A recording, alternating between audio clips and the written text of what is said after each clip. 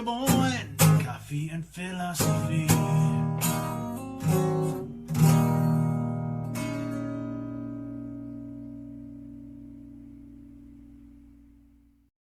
You know, Cope, I don't know if I've ever expressed to you just how glad I am that like the little jingle thing ends on a twang like that. You know, there's just something about having like a guitar twang at the end of a song. You know what I'm saying? Well, it's the jingle style. You got to have that in your mind when you set out to know that's just what you do. Is you finish off on that kind of note. Look here, Ron. Dude, if you knew like just like the level of fuckery that I had to go through tonight to make it here on time, like the one goddamn thing I forgot was going green. Okay, you know, fuck it, dude. But Yeah, Ron. yeah. So, welcome to the shit show, everybody. Yeah, come on, Ron. Like, this dude's been dodging Corona, rushing his ass home, and you're sitting there worrying about what color he is. How dare you, you racist? It ain't easy being green. That's right. Ask Kermit. He knows.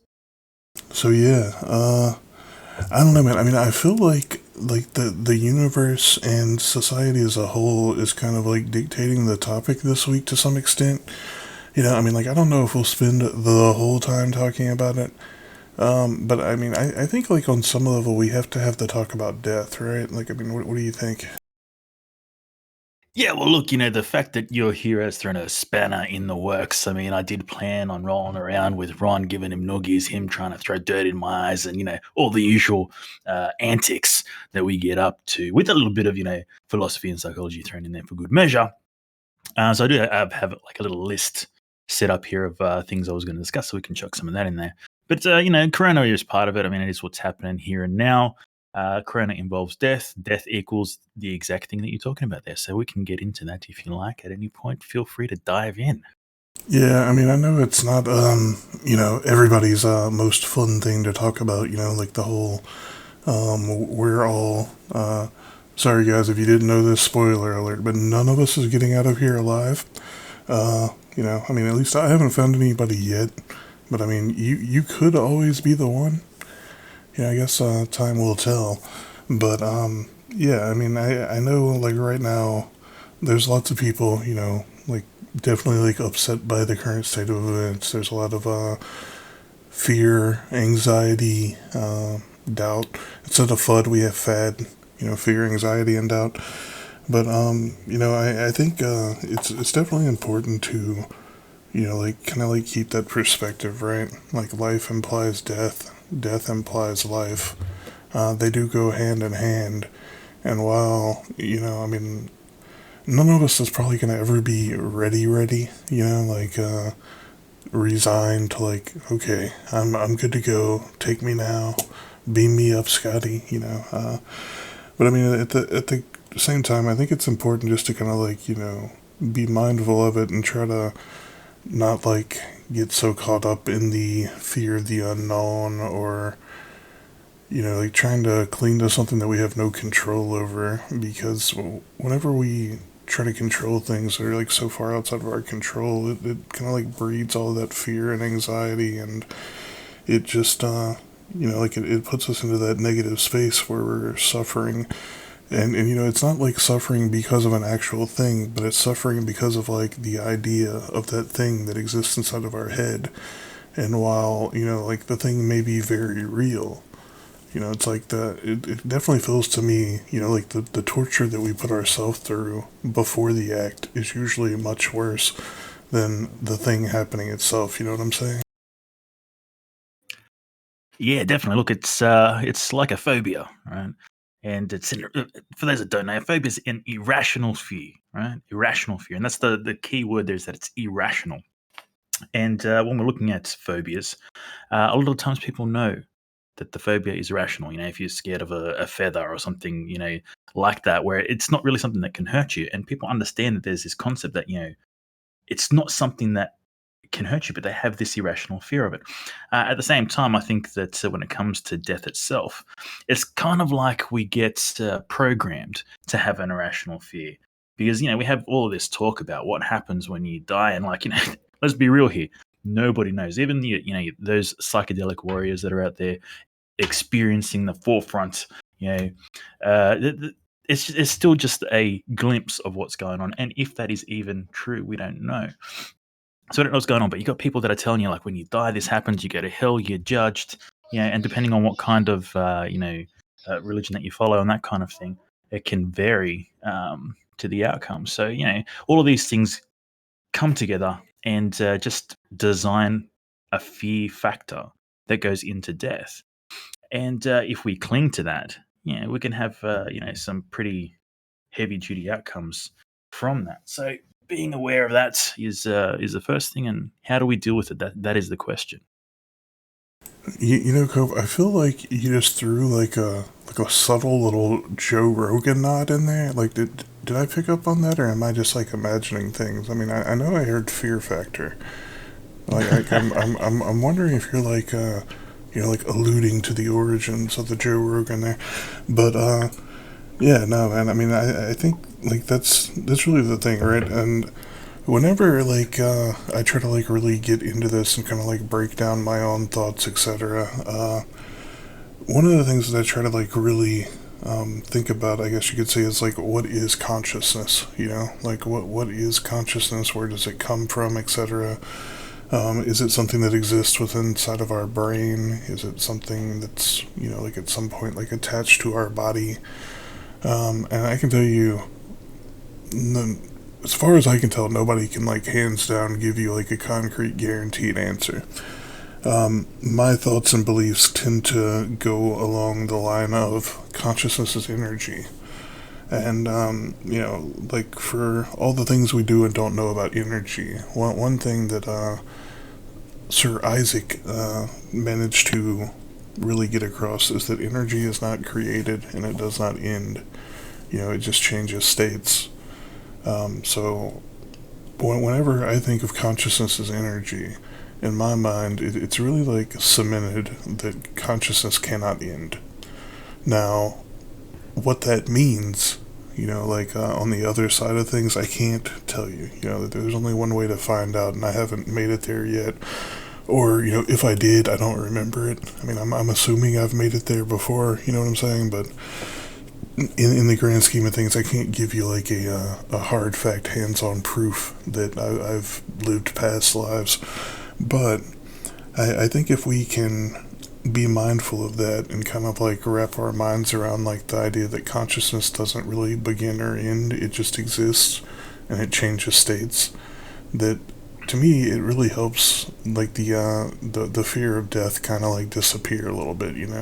I'm not gonna say I don't get like anxious whenever I'm like about to get hit by a car or something like that. I mean, like there are things that are gonna always kind of like push your adrenaline and give you like some kind of like physical human response. I mean, that's normal. But I think like whenever we really get like too far in our heads with this stuff, and we like are we sitting there trying to debate like what's going to happen, I think we just put ourselves through so much more suffering worrying about it than the thing itself, right? Because another thing that I've really accepted, like after meditating on this stuff for a while, is that when we die, all this bullshit that we're worried about right now, like all these problems we think we have, like all this shit, it's going to go away. Because that's very much attached to this physical plane of existence that we are in right now.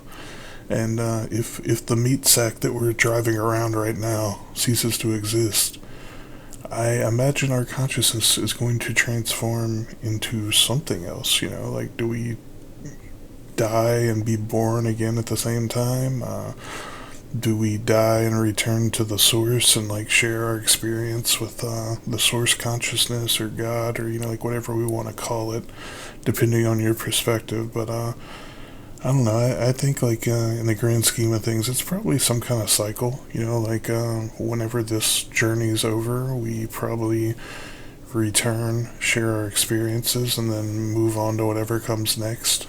And that's kind of like how I find peace and set my mind at ease with a lot of this stuff. For shiz. And if we look at the implications beyond it, like this, the religious side of things, and we all get that. But even on the science front, right, start looking at the laws of thermodynamics and that kind of thing. We have the conservation of energy, which is something that you were leaning on a little while ago. And that's energy, it cannot be created or destroyed. It can only really be transformed. So even like on a scientific front, we have an explanation that says the same kind of thing as what the spirituality side of things says. So it's kind of like one of those things where we may have been fed a bunch of crap and we may think things, but the reality is that we don't know what's going on. But there's definitely going to be something that changes there because there is an energy that resides within each of us, and that goes somewhere. It does something after we pass on. So we don't, like I said, we don't know what that is. But one thing is for sure is that the energy that is within us will not be destroyed. It will just be transformed. And I just noticed something there that Osbit was talking about in regards to DMT and having that experience. And yeah, that is a far out experience, and it can give you a little bit of insight as to what goes on beyond, uh, you know, the human consciousness, what we can perceive with our limited senses. It's kind of like a glimpse of it. So, it's not that you can fully understand it because, I'm sure that Osbit, since he's talking about it, has experienced it and will know. When you get into that zone, you kind of like get a wealth of knowledge, of information, and that kind of thing. And you basically just know everything that there is to know about everything. Unfortunately, you can't bring it all back with you, but you know that you experienced it. And that's enough to give you that understanding that there is more to it than just, what meets the human condition eye. Yeah, and that's one of the things. Whenever I was reading Island, I really I really enjoyed, like, at least the fictional representation and like idea of what a society could be like whenever we embrace things like. Okay, so full disclaimer, in the book they call it the moksha medicine. um, it's I don't know. I kind of like, I lean, like, at some points in the book I lean towards it's like psilocybin, and then at other points in the book I lean towards maybe it's DMT. One thing that's very clear is it's like a naturally obtained substance. So I don't know. It's interesting because basically, like, they get into the idea of whenever like children are young, like how you can kind of like start to, I guess you could say, like, put them into boxes, and you can like kind of like get some kind of idea of like what their struggles are, what type of people they're gonna grow up to be, and like people that have like the more extroverted kind of like bully mentality, and then there's like the people that are much more introverted and like shy, etc. Well, like, one of the things that they talked about in the book is like basically they put these children like together, right, and like they kind of like make them interact with each other, and it kind of like starts to help to like get them more like adjusted or acquainted with like the other side of the thing and help balance them out a little bit. But also, like, part of their rite of passage is like every child that like is coming of age goes through one of these moksha experiences. And from the way they describe it definitely seems like it could be psilocybin or it could be DMT, or maybe it's like a mixture of both. I don't know, but like ultimately the thing that happens is it causes like that big boost in self-awareness, and kind of like helps people to break down that like that ego, that separation from everything else that's going on, and it kind of like gives them that like that feeling of we are one.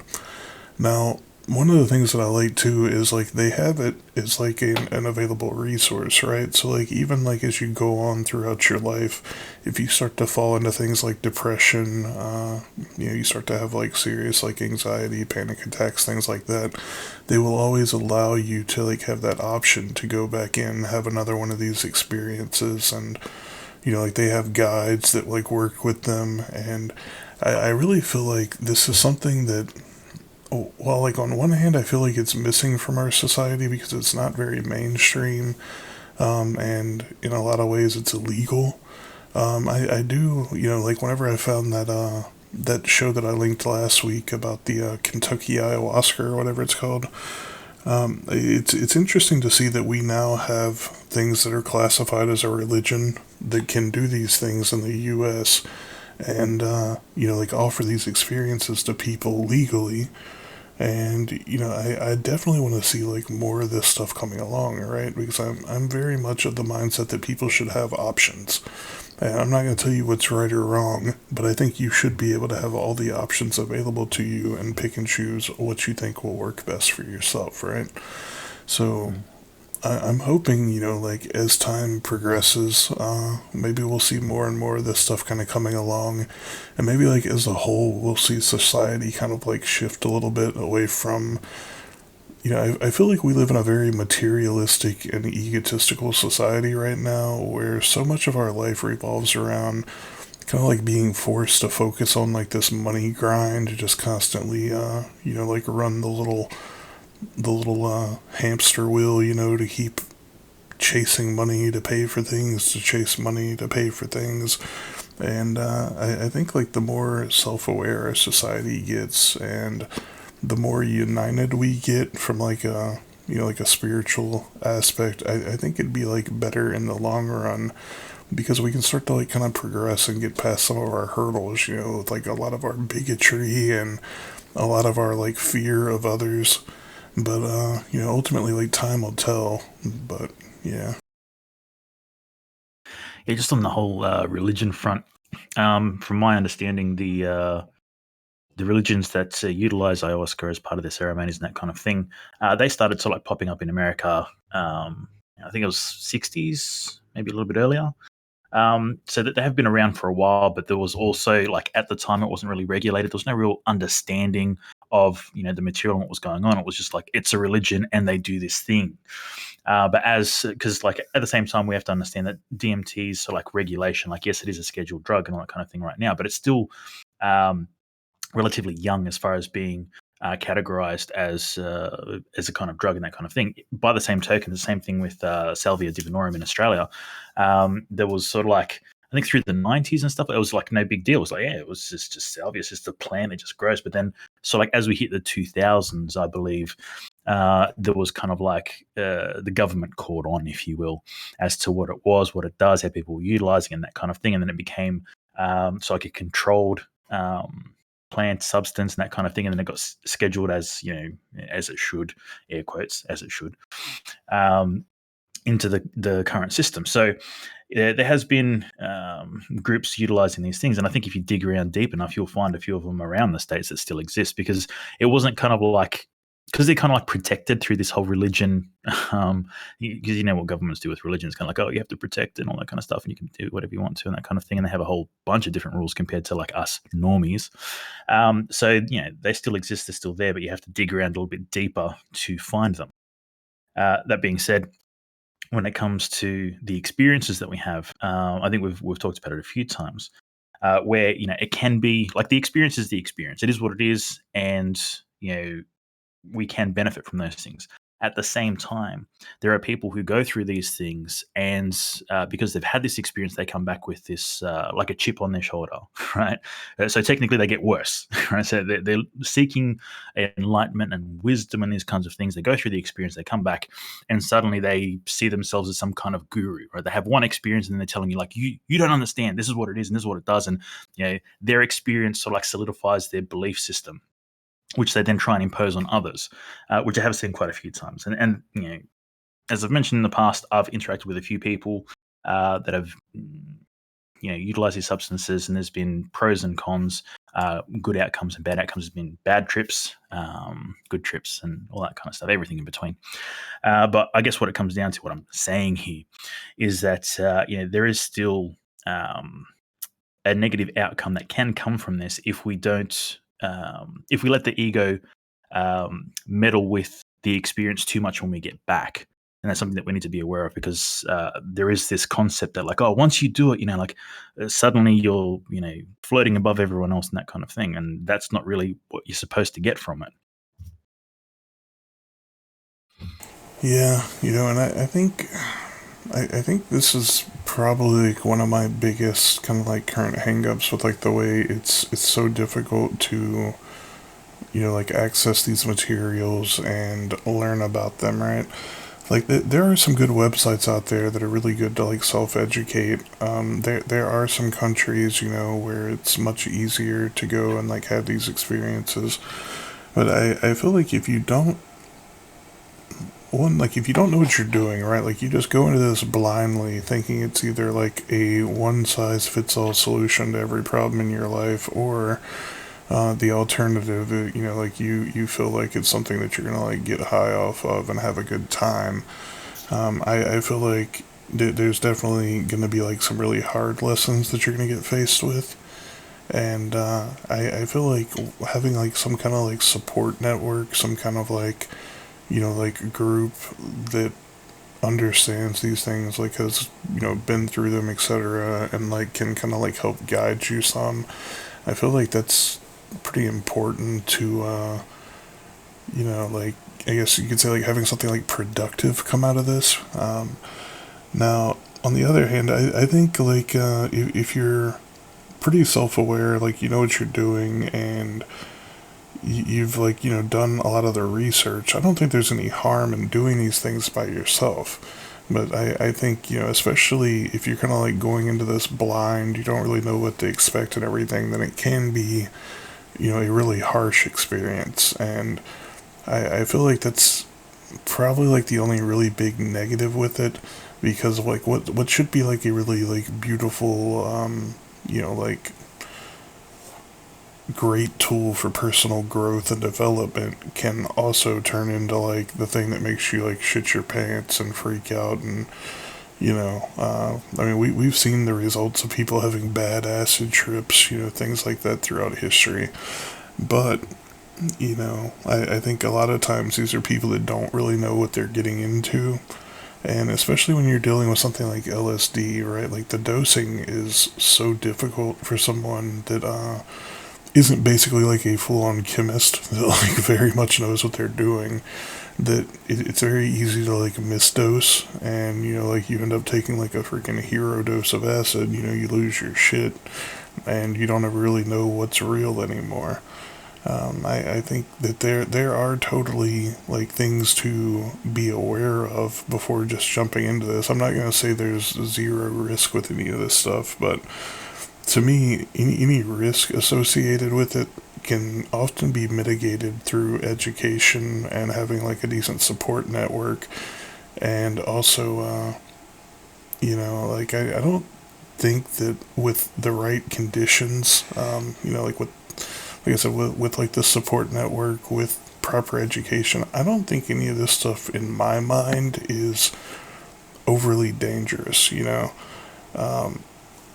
There's always going to be some kind of risk with anything you do in life, but especially whenever it comes to something like this, where you're gonna basically be forced into a ego death state, like a level of intense self-awareness. If you're not ready for something like that, it's very easy for that experience to become like too intense and detrimental. So that's why I'm thinking, like, if things kind of like keep evolving in this direction and we keep seeing like more options, I think this would be great, for things like treating addiction, for one. Lots of people have a really good success rate with ayahuasca and addiction. I mean, there are heroin addicts out there that will make testimonials that they did like a like the ceremony, however many trips of DMT it was, and then they've never touched it again. I mean, the same with cigarettes, sex addicts, like anything like this. And then, there's also the people that, like, like really struggled to feel like any kind of like connection with other people, right? They'll have these experiences, and then, it's interesting because like I knew one of them recently that actually went and like did this kind of stuff, and like we had talked a little bit about it beforehand, and I kind of got like a pretty good feeling for what they were looking for. And I was really, really glad whenever I talked to them afterwards, and it very much felt like, they found it, right? Actually, she's come on the show, so I mean, I can just go ahead and say it. I mean, I think Chu came on here and talked a lot about her experience, so it was interesting, like meeting her beforehand, kind of like talking to her about like the things that she felt like maybe it could help her with, etc.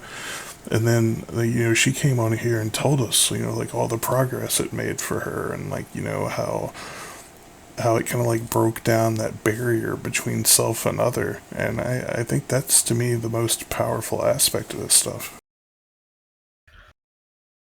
Yeah, exactly. And I think going into these kinds of things, like you need to do your own research, and this is like what you were saying as well, where it can be a bit difficult in some sense to sit down and go through, wade through all the rubbish because the thing is like you're gonna have to wade through people's rubbish. There's gonna be people telling you that it's rubbish and don't do it and it's terrible and all these kinds of things. But you have to figure out if it's something that you want to do, if it's something that's beneficial to your existence.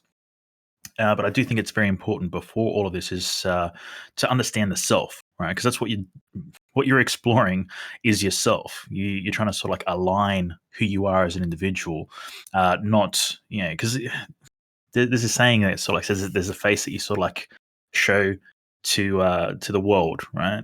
Then there's a face that you show to the people that you know. Then there's a face that you show only to yourself. And it's like trying to align all these things together because there can be a misalignment of these things in our everyday life. And this is where we start feeling uncomfortable and things, like we've got the things that we want and we need, but we just don't feel, you know, okay with things. We don't feel happy. We don't feel the way that we're supposed to feel, air quotes, supposed to feel when we have these things. And this can indicate there's like a lack of congruence with who we think we are, like within ourselves, and what we're putting out there. And it can be a bit uncomfortable, but we have to go through these kinds of things to get this alignment to happen, right? And that it's that search for the self. And if we're not sort of like prepared to go through that and to wade through the rubbish, then it can be a bit of a bad run, if you um, but in regards to what you're saying there, as far as like a better understanding and all that kind of thing, like once you've gone through the experience, if we have a look at how a lot of psychedelics work, what they actually do to the human body when they're experienced. I just recall this experiment that was done a while back where they gave people mushrooms, right? And because we're talking about psychedelics here, and this is like DMT, mushrooms, LSD, and that kind of thing. And they had a look under conditions of fMRI, which is a functional MRI. So it's not just a picture, because usually an MRI is kind of like they just take a snapshot of what's going on and that's it. Whereas with a functional MRI, it's kind of like a video, so you can see what's happening. Now, they gave people some mushrooms, they chuck them in an fMRI, and they monitored them and just saw what happened. And what they found was that there was neurons connecting in the brain. So it was kind of like the equivalent of learning something for about 8 hours, for how long the trip is, because it can be a variable. It can be a 4 hour trip, it can be an 8 hour trip. But during this particular experiment, they were saying over the 8 hours ish of the experience, there was a lot of neurons connecting, and it was equivalent to studying, let's say, for instance, for that period of time. So when we go through this, it's kind of like we grow, and that's just really weird because, as far as the government will tell you these drugs are terrible for you. They're damaging your brain. This is your brain on drugs, and they crack an egg and it fries. Any questions and that kind of thing. When in reality, it's kind of like the opposite. Yep. And, I mean, I think it's important to understand that, like, I don't think any of this stuff should be, like, just gone or jumped into blindly, right? But, again, I feel like if we have the resources available, for education, like some kind of, like, I'm just going to say it, like, better mental health system than we have now. I mean, no offense here, Cove. I know you worked in the industry, right? But I feel like as a whole, especially in the U.S., like just our mental health care system is garbage. Like the fact that they charge you like so much money that most people can't afford it. My experiences, I went to like a couple of different psychologists throughout I would say like when I was working on like my addiction, so probably like my early 20s.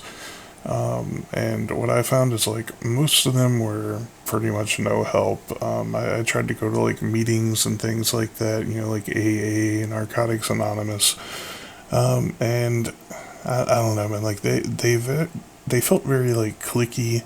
Like if you went to the AA meetings, most of the people wouldn't want you talking about like your experiences or anything because like they look down on drug users like they're something worse, which I find are always kind of like found like kind of hysterical. But you know, it's interesting. Like then you would try to go to like the NA meetings, and there'd be people there like just trying to like sell drugs, hook up, etc.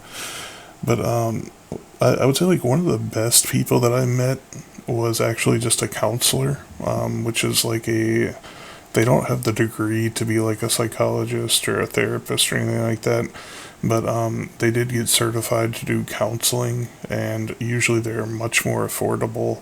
These are the people that I would say, like in my opinion, are doing it because like they you know like actually enjoy it and they want to help people as opposed to like I want to make the big bucks. You know, and I don't like to put everybody in that box, you know, but in my experiences and the people that like I've met with, etc., like that's kind of how it came out to me. But I think you know if we had these tools available, you know, like they were part of the mental health toolkit that we had as a society. I think it would be great to like have these different options to where you could go to, you know, like say like you went to a psychologist that specialized in psych, I guess psychedelic therapy, etc. And you know they could go in and you know like kind of like explore your options. You know, like well we have psilocybin, you know, etc. Or we have DMT, you know, blah blah blah, and they could kind of like talk about these different things. But I mean, I also think you know just starting from a place of like talking to somebody and trying to like make you know some kind of connection to even ascertain if this is like the correct route to go. I just feel like we're very much like only addressing problems from like this one limited perspective. And I think especially when we get into something like mental health, it's so multifaceted, right? Like it's almost like pain, right? Like I think we talked about pain one time before and how like every single pain is unique, right? Even things like heartbreak or you know like a intense like lower back pain. I mean, it doesn't really matter what it is, but everybody experiences pain differently. So like I think whenever we get into something like mental health, you know, like sure, like you could take two people that are diagnosed schizophrenic, right? But they're still going to be completely unique cases, right? Like they may only overlap minimally in the way that we classify these things. So I think anything we can really do to like kind of like broaden our toolkit and like our directions of attack to kind of like work on some of these things. I think you know in the grand scheme of things, it's there's no downside to it as far as I can come up with, you know. It's dialing back to something you were talking about a little bit earlier with dosage and all that kind of stuff. Look, and this is why it's important to do your research and find out what the hell is going on. A lot of the times, people will take things they don't really know what they're taking, and they're kind of like, "Oh, I've tried, you know, ecstasy, and it's like, you know, it's fucking shit, and like whatever else they're going with." But they don't know what they've taken, right? And you know, we're talking about bath salts and that kind of thing a couple episodes ago. And if you're not doing it yourself, then yeah, you don't know what you're putting into your body. This is why I'm kind of like advocating for people to do the research and do the stuff yourself. And it sounds like, oh my god, you're going to be like some kind of PhD chemist to be able to do. Like, no, you don't. You don't. Oh, you need some kind of lab to be able to synthesize. Like, no, you don't. No, you don't. Everybody has a lab in their house. It's called a kitchen, right? So if you find out what it is that you need to do some learning, find out what's going on, find out how these things are processed. Because a lot of people they don't know how these things are processed. And if you found out how these things are processed, like when you start looking at how some of the very cut down drugs get put together, you just go, man, there's no way I'd be putting that shit into my body, yo, and you just don't do it. Whereas with some of these other things, where you're just like, oh, well, you know, it's just basically you just crush up a plant and you freeze it and then you throw it out and then you run it through these two chemicals and then something else falls out of it. It's just like, well, okay, that makes sense. So this is why I'm advocating for people to do your research, find out what it is, because if you're just buying something of someone else and trusting them, then you may end up in a bit of trouble. So anyway, back to in regards to the system. Dude, So you totally turned into a robot. The system sucks, right? Roboing. Yeah, you were kind of like turning into a robot there. Maybe just try reconnecting right quick. Mm-hmm. All right, a sec. Doon, doon, doon, doon, doon, doon, doon. All right, how we doing? Yeah, okay. Yeah, that sounds good. So anyway, dialing it back just a little bit, what I'm saying is do your research, find out what's going on, don't just put rubbish into your body, and you can do these things yourself. It sounds crazy. I've done it. And I'll tell you, I'm just a dumb Aussie. I don't know what the hell I'm doing. But with enough research, I was able to, do these things and have these experiences myself and knowing exactly what it is that I'm putting into my body.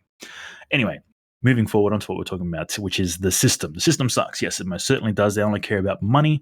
It's very much very similar to what we were saying in regards to the gaming industry. Like when gaming started off, it was just people just putting their ideas out there, creating their artworks and putting it out there. And we had so many sort of like niche products going out there. People just found these things like, oh my God, this is a brilliant thing. Like this is good, right? But when we start pumping money into it and it turns into like a huge industry and, we're squashing ideas before, they're even heard and that kind of thing. We have the same product produced year after year, like the FIFA series or the NBA series and that thing. It's just the same shit repackaged with a new stamp on it and you pay another $100 for it. It's just a money grab. It's the very same thing when it comes to our system, when it comes to healthcare and a number of other things. So, when you interact with, you were saying you're interacting with psychologists, right? And you're just like, man, these people are like robots. Yes, they are. Because they are cookie cutter, produced in a lab and sent out into the world. And, it's kind of like trying to talk to a robot. They don't really care about what you're saying. They're kind of like, well, there's a book here. It tells me that you have this, take this pill, go home, come back. And it's all designed for profit. Now, a psychologist is supposed to be a scientist. Unfortunately, a lot of the times they're an air quote scientist that has a whole bunch of programming put into them. They lose their humanity, if you will. Whereas on the counseling side of things, it's more about the feels. Right? It's about how you feel about things. They're not really worried about processing things and shoving pills down your throat and making sure that you pay whatever you need to pay, because I know there's a lot of different systems around the world on how you have to pay for medical care. But, they're just worried about making the money, right? Whereas a counselor, the certification's a little bit different and they're more focused on how you feel about things. They're not going to try and sell you shit, which is probably why you had a better interaction, Clay, with a counselor, which I hear quite often. As opposed to a psychologist, because a psychologist is just processing. A counselor actually cares about what it is that you're going through and is trying to make a connection with you, kind of thing. But I think what part of this is like we've got the Dunning-Kruger effect and the imposter effect, right? So the Dunning-Kruger is where essentially like you feel like you know more stuff than what you actually do. Whereas like with the imposter effect, it's kind of like the more you learn about something, the more you kind of like realize that you don't know shit and you start feeling like a little bit uncertain of what it is that you're like, even though you got like a PhD in something, you're just like, yeah, but like when I looked into it, there's just like so many threads to follow. How can anybody know anything about anything? And you end up thinking like, yeah, well, I don't really know that much stuff when you actually do.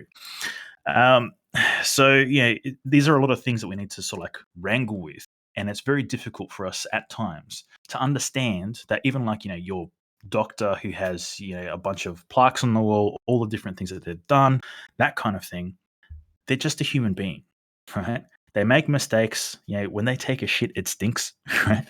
But we often pedestal people because they have like these degrees and that kind of thing. And from someone who has like a kind of degree that's like all right on something, like it's not worth the paper that's fucking printed on, right? I'll wipe my ass with that shit. Like I know we've got Corona happening. I'm running out of toilet paper. I'm literally going to use my degree when I run out of toilet paper, right?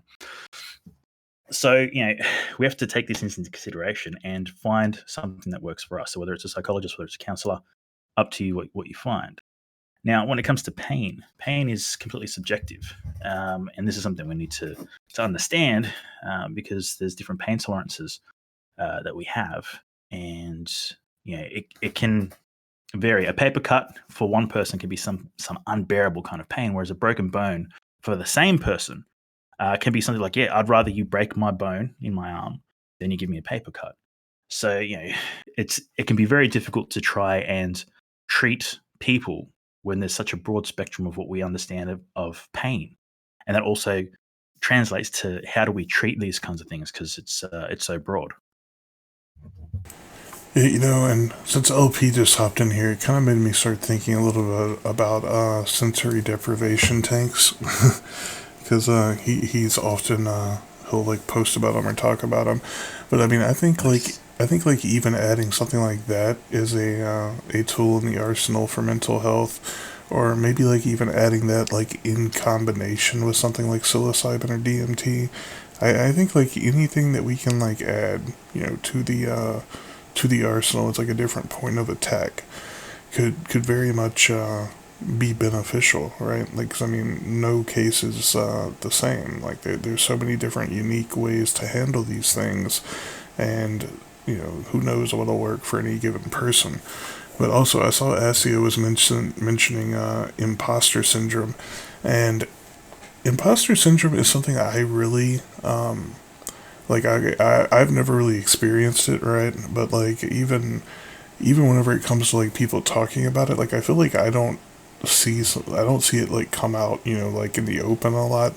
I think I've seen like a couple of people kind of like mention dealing with it. I don't know, Cope. You're the rocket psychology doctor or whatever. What do you think about imposter syndrome? Well, yeah, look, imposter syndrome is just like I said, once you start researching something, you start digging into it. You basically switch from thinking that like, oh yeah, I can do this. This is like a real simple thing, to seeing like how in depth some of these things are, and really thinking to yourself like, I don't know shit. And then you've got a lay person that really doesn't know anything, which is a person who is where you were beforehand, who thinks they know everything about it, and they're confident they know what they're talking about, and they've done 2 minutes worth of research and they know everything about it. So the thing is just like, again, going back to the whole we are all humans, the human condition. It's about being aware of that, and being aware of that within yourself, right? Because when you're in the situation, it can be very difficult to sort of like see it from an outsider's perspective. But just as much as what I was saying a bit earlier with the whole, doctors are humans too. Uh, Once we start stripping that away, this kind of like pedestaling, once we manage to sort of understand that people are just people, we can see that within ourselves as well. And I think that's a big thing, is understanding that we're human, we can make mistakes, and it's okay, right? So I think awareness is the biggest thing. If you're aware of it, then you can tackle it. If you're not aware of it, then you end up sticking to the whole Dunning Kruger side of things, where you think you're smarter than you actually are. Interesting. I don't know. I think like on some level, maybe I've always kind of like confused imposter syndrome with like dysmorphia. I don't know. I guess like that's something that I'm definitely gonna have to like put some more looking into. But I mean, it sounds like, let me just make sure like I'm understanding this correctly. So it sounds kind of like you kind of like, are you saying like you'll misrepresent like your like knowledge level or something about things that you seem to like know how to do, or like that you'll say you know how to do? Is this like, am I grasping this correctly? Well, it's just that like it's like you don't think you're good enough, right? So even though you've got like 10 years worth of like studying in like whatever field, someone says or turn around and say like, oh, Clay, he's like he knows everything about philosophy. He's a philosophy genius. And you're like, oh, well, I don't really know that much. Like I've read quite a lot of different people. Or, I've looked into a bunch of different things, but like you realize how broad the subject is, and that you cannot possibly understand it all. Whereas people who kind of like the person that's introducing you, that says, this guy's a genius and knows everything. They don't really know anything about it, but they kind of like think that they do. Does that make sense? Yeah. Okay. So I think it's like a. So to me, it sounds kind of like maybe like some extreme kind of like self doubt. Yeah. Okay. Yeah. Yeah, okay, that's a lot easier to like wrap my mind around.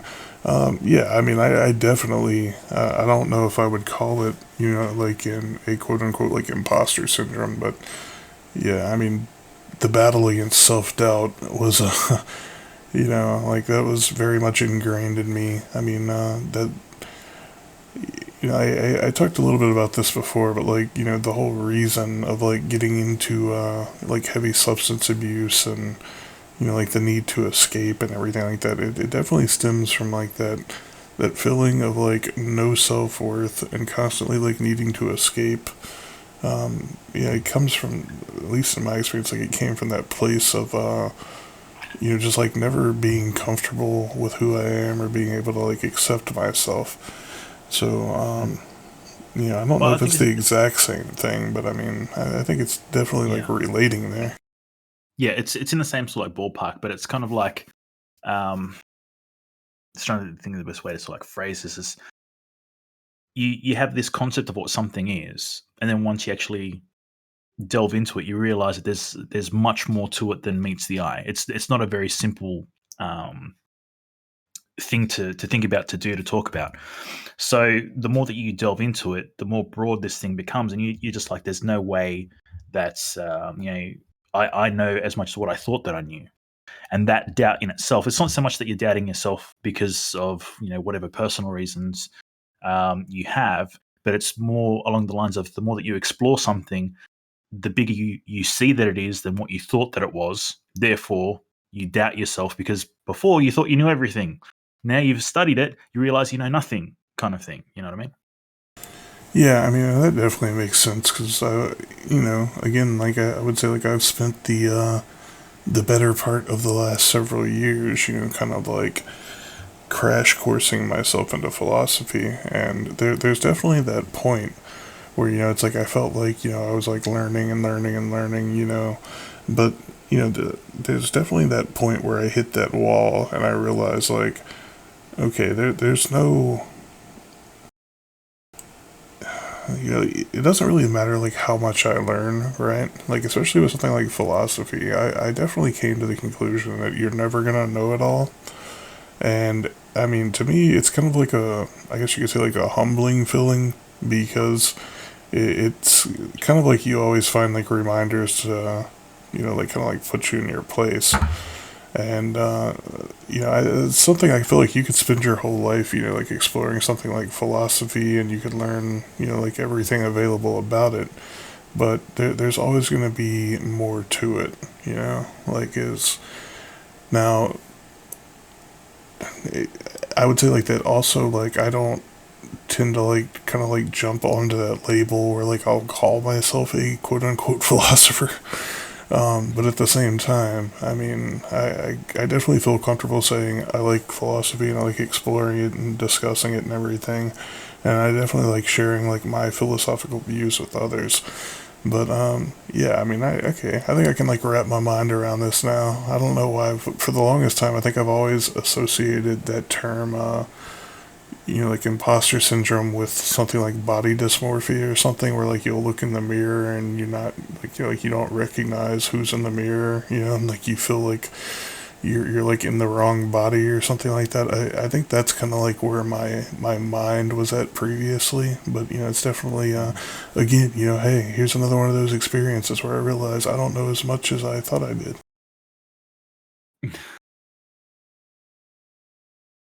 Oh well, like I said, I posted the whole wiki on it, which will give you a brief rundown. And obviously, there's more you can delve into, but it's just another example of how interesting the mind is, right? To be able to play these kinds of tricks on us. Yeah, that makes sense, and this example helps better than 99% of people I know at decorative baking. And yeah, like despite the compliments, I think I suck at it. Yeah, I, again, I think some of that is, I think it's got to like be tied to like self confidence a little bit in some ways, but I also don't think that's everything to it, right? I think part of this is kind of like coming to terms with like there's always more to like kind of like there's always more to learn. You can always get better at these things, And so, like, I feel like from that perspective, like, even if you are, like, hands down the best in the world, everyone agrees, you can still have that perspective that, like, there's still, like, so much further to go, right? I mean, I, I don't know. I mean, I can see how it can be, like, a problem in some things, but I think, like, on some level, too, it can be a good thing, right? Because it doesn't feel like you like, plateau, you know? I mean, like, does that make sense? Like maybe it has like a beneficial side here too. with the imposter syndrome itself. Yeah, like maybe like in some ways like that ability to like recognize that there's always like more to learn. You can always get better. Like you can always kind of like keep progressing. Like maybe in some ways it's a perspective thing, right? Like instead of like looking at it as a complete negative and thinking like, okay, well I'm never good enough when I get here. Like maybe it helps to like kind of like have that shift in mindset where it's like, okay, well I'm where I'm at, right? And don't really like worry about trying to like define where I'm at or like putting a label on that, but kind of like just always being mindful of the idea that there's always like ways to improve. To never think I'm like done. That like I don't know. I'm just trying to say like maybe like that's kind of like how I would frame it in my mind. Like there's always more to go. Yeah. Well, I think it comes down more to the fact of like the relationary thing that I was saying a bit earlier, where, say, for instance, someone who has a decent amount of knowledge on a particular subject, but is kind of like held back by their own thoughts and beliefs in regards to what they do know. Regardless of their achievements, they've got plaques on the wall and that kind of thing. But because they've been, because they've thought about this in this way, it means that someone else who doesn't really know what's going on can come along and because they sound confident and they're determined to sort of be like, I know this and you don't know anything kind of thing. The person who really does know what's going on will take a step back and go like, oh well, I'm really uncertain, but this person seems really confident, even though they don't know shit, right? Then this person will take the lead the flock in the wrong direction, while the other person sort of like sits back, the person who has the knowledge sits back and goes like, oh well, yeah, I'm really uncertain on what's going on, so this person knows what's up, so let's just do what they're saying, and next thing you know, we're heading down the wrong path, Izzy. And the person who knows what's going on is sort of like sitting on their hands because they're sitting there full of self doubt. Yeah, that makes sense. So I don't know. I guess here's a question to tie it kind of like back to the like the self awareness, kind of like psychedelic talk we were in just a little bit ago. Do you see something like psychedelics, DMT, anything like this? Do you see this as something that could be like beneficial to kind of like shifting that perspective into a more positive light? Um, I don't know. Like I said, the whole experience is like you're so far separated from what it is that we experience while we're air quotes conscious beings on this planet that's hurtling through space. Like it's so far separated from it that it's like it's another realm of existence. And coming back to it, as we were saying like way earlier, is that you don't really get to bring all of that wealth of knowledge that you have on the other side. Because to be kind of like clear, when you make that transition to air quotes the other side, you don't want for anything, you don't need for anything, you appreciate everything. There's kind of like, this utopia, people have this concept in their mind of like how everything would be if it was perfect and that kind of thing. And while you don't actually get those things on the other side, that feeling that you would get if everything was absolutely perfect, perfect equilibrium, if you will, you kind of like feel like that on the other side. But as we've mentioned many times in the past, it's the contrast that makes these things worthwhile. So when you come back, you leave kind of like all the knowledge and wisdom and everything that you need for that completion feeling. On that other side, you come back, you can bring some little nuggets with you back into this reality. But it's the uncertainty, the dark bits, all that kind of stuff that makes the experience, the human experience, worthwhile while we're living it. Yeah, sorry, I just had to give Ron a little bit of shit there. One thing that this is kind of like making me think of, and then like I guess after this maybe we can like hop into some of the topics you had to wrestle Ron with, but I'm wondering like on like some level like maybe like how much of this comes from like the competitive versus collaborative view of existence, right? Because I don't know. One thing that I can tell you that definitely helped me get rid of a lot of like self doubt and a lot of like those feelings of, like not being like good enough in certain situations and things like that is to stop viewing everything as a competition, right? And to start like looking at ways to collaborate with other people instead of ways to compete with other people, right? And that's something I definitely try to stay mindful of, right? Like, especially in something like as abstract as philosophy, right? Like, I feel like you can spend all your time, like, writing and jumping down all your own rabbit holes, right? But whenever like, interact with somebody else, kind of like what we do on this show, right? Like, you can always kind of, like, have that counterpoint. You can always get, like, different perspective.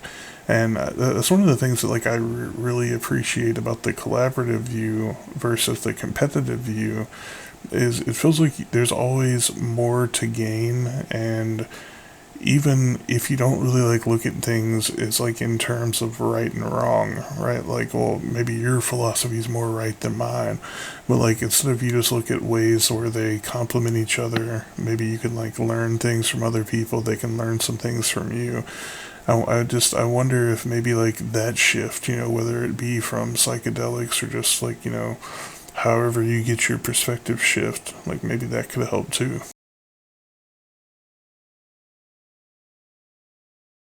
Well, as we said a little bit earlier, it all comes down to our own individual perspectives. It'll be different things for different people, and it comes down to finding what works. Some people find that their best comes from competition, and being in that kind of like that battle for first, if you will, the air quotes first. There's always someone better.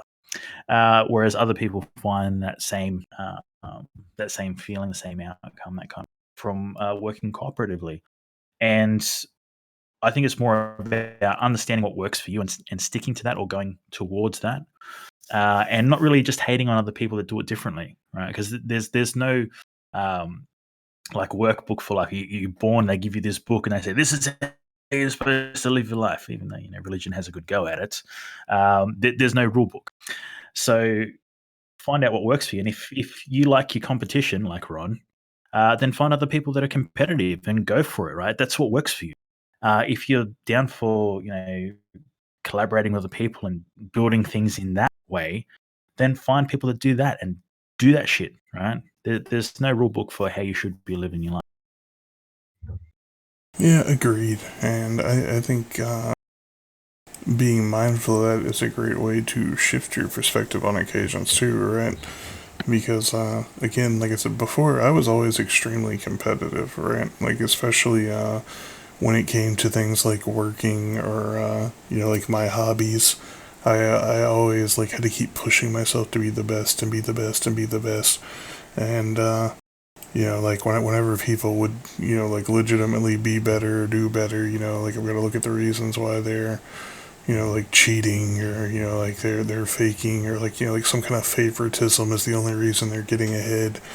But like shifting to that collaborative mindset, like how can we work together to it goes from like that zero sum game mentality to like a positive sum game, and I think it's much more. I don't know, it definitely works better for me. Like let's put it that way. I can get that maybe it's not for everybody, but yeah, I feel like a lot of times too with competition, right? Like whenever you get like so entrenched in being the best, etc., that you can end up like getting into negative sum games, right? Like instead of like somebody has to win and somebody has to lose. Like if you like I've totally like seen people that like when they get in a situation where they feel like they're gonna lose no matter what, then like they'll shift from trying to win to making the other person lose. So it's like then you end up with like both people like not being as successful as they could have been, and yeah, I definitely think it's interesting to like explore the different directions we can go with a lot of this stuff. And apparently, Swoop's shown up here, and yeah, who knows? I think Swoop's actually dying, so he should have been here at the earlier part of the show to talk about death with us. Yeah, he Hmm. seemed to be dying the other day, but so what's going on with your list over there, Cope? You know, what were you gonna talk to the clown about? Yeah, Swoop. We're talking about death and psychedelics, man. You should have been here. It was fantastic. It was epic. You missed it. Too bad. Come back next week. We'll see what happens. In regards to these other topics, let's have a look. I had a whole bunch of different things going on here. Relationary to, well, kind of relationary to what we're talking about. There's this computer scientist. He reckons that ghosts could be a sign that the universe is simulated. Right. So that's one of the things I was going to talk about. I did have things about like Mouse Utopia and that kind of thing, but we'll leave that one for when I do lock horns with Ron next time because that'll be fun. But this is one of the ones that kind of like relates to what we're talking about here. Where essentially what the dude's saying is essentially these are like glitches in the matrix, and this is why air quotes ghosts exist, is because we're living in a simulation, and it's just a glitch that needs to be ironed out. It's a code that needs to be rectified. What do you reckon,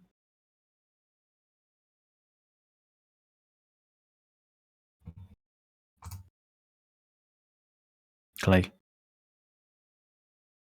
I was trying to figure out.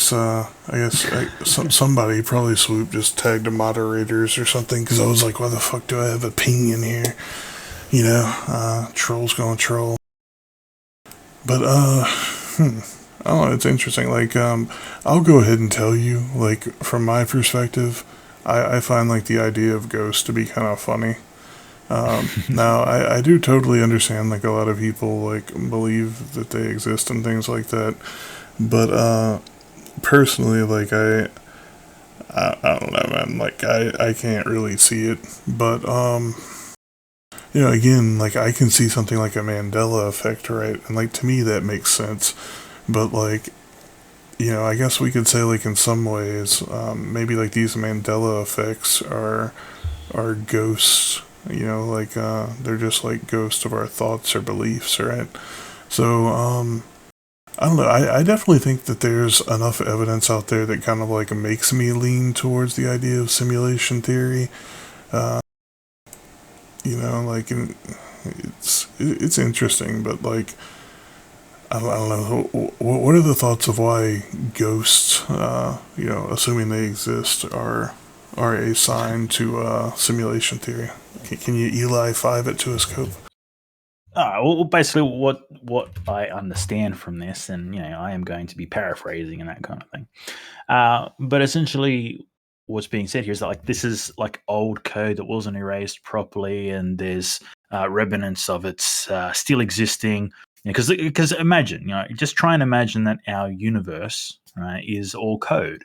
Now we're struggling to have like now Grand Theft Auto, you still have glitches, and it's a limited map. It's a limited place, right? So imagine trying to code the whole fucking world, right? It's going to be a bit of a difficult task. It's going to take a lot of pivoting, aren't I? Oh yeah, Am I roboting? you were going a little roboty there. All right. So anyway, the thing is like trying to code the whole world is going to be the universe is going to be difficult.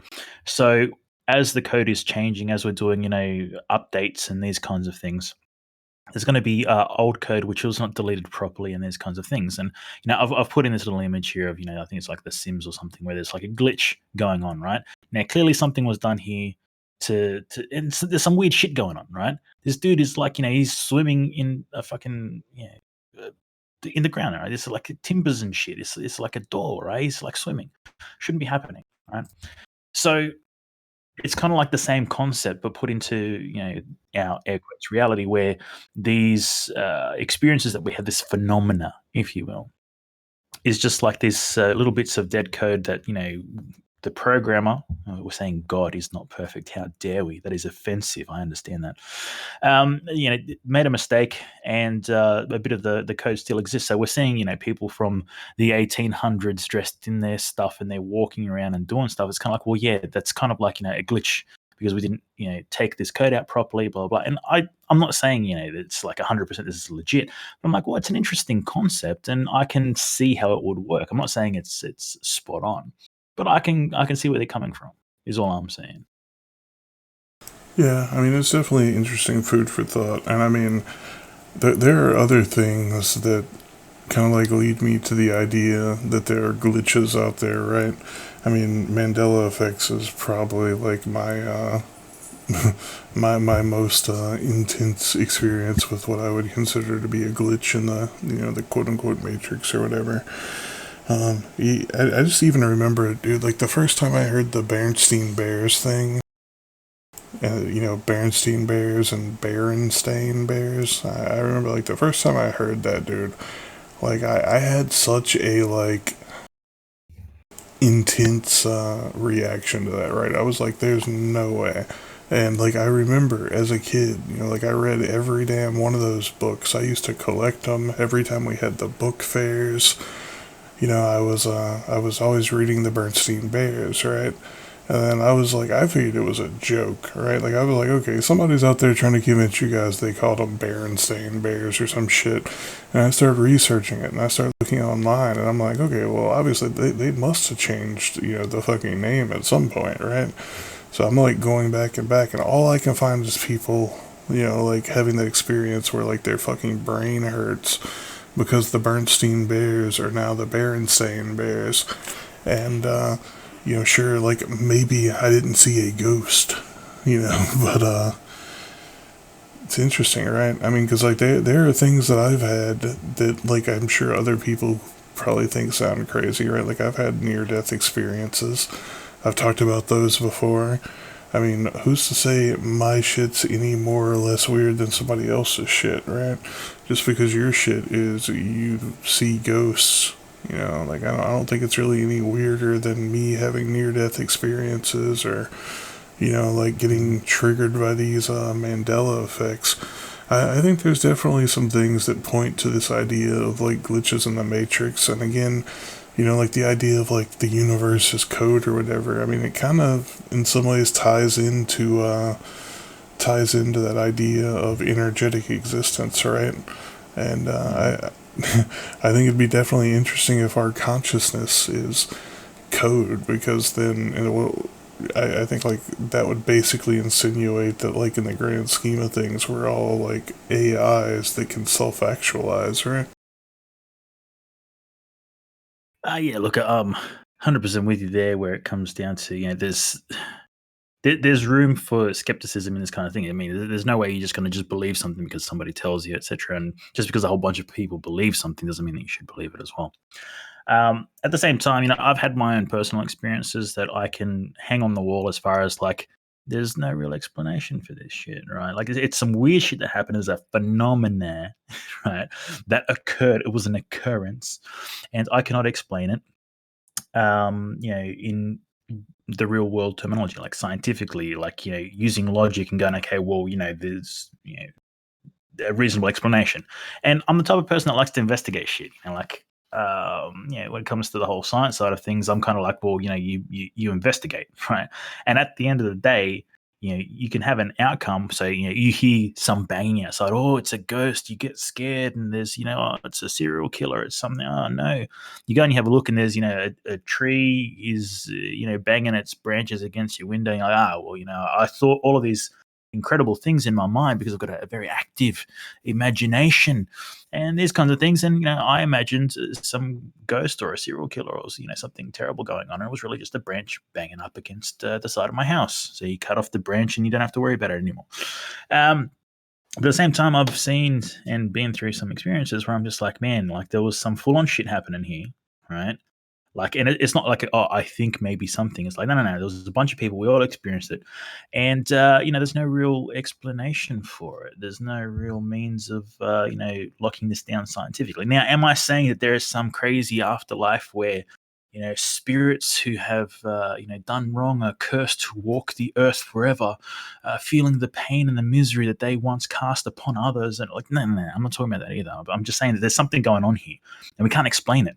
There will be a time where we can explain it. I do believe, if we continue going through things, our technology advances and these kinds of things, where we can explain shit. So, say for instance, like the whole germ theory thing, right? That was like ridiculous when it was first put forward. It's like, oh, there's things that you can't see with your eyes, and they make you die. Ooh, that's like, oh, that's like some paranormal bullshit.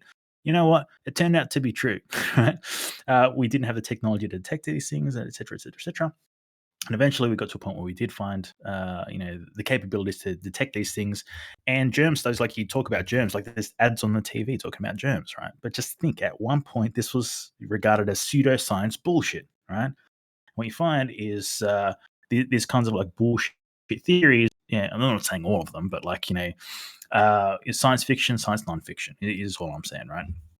So it's something to take into consideration. And what I'm saying is, uh, I've had experiences that say to me there's something going on here, and whether it's ghosts, as in like legit people who have died, blah blah blah, whatever. Okay, whether it's a glitch in the matrix of code that's left over and it's not erased properly. Okay, whether it's interactionary things through multiple universes, and there's some way to connect, and they know how to do it, and we don't know how to do it. We're not smart enough. I don't know what's going on, but there's something going on here because the phenomena exists. There's enough people around the world that have experienced this shit over time, and if you've experienced it personally, and like I said, I think I've got a pretty critical mind in regards to utilizing scientific methods and applying them to these things. At least investigating these things. I'm not the kind of person that's going to be like, oh, there's a noise outside, I think it's a ghost, and I'm going to tell a ghost story. I'm going to go look at things. I'm going to find shit out. I'm going to see what's going on. And if there's no answer, I'm going to go, okay, this is what happened. There was no real means of explaining what happened. It's a question mark. I'm not going to say I know exactly what it is, but it's a question mark. And I think that's enough to be able to go, okay, well, there may be something that we don't understand. And I think that that's enough to be investigated.